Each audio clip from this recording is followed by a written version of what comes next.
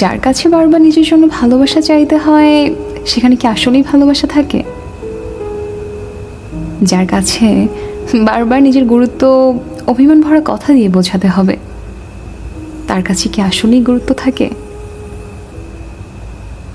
যে মানুষটার কাছে সবসময় তার সময় মতো নিজের জন্য সময় পেতে হবে, সে মানুষটা কি আসলেই সময় করতে পারবে আপনার জন্য?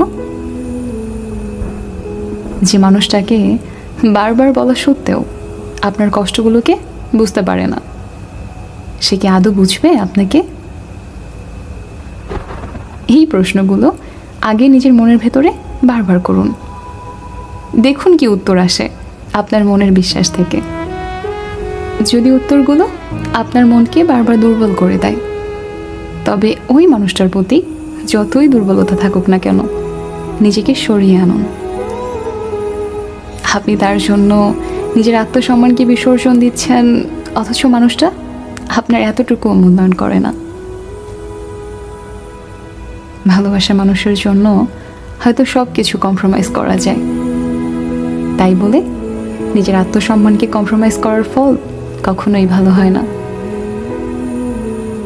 মনে রাখবেন, কারো থেকে বারবার চেয়ে কিছুতে সাময়িক খুশি হওয়া যায়, কিন্তু মনের ভেতরের শান্তি পাওয়া যায় না।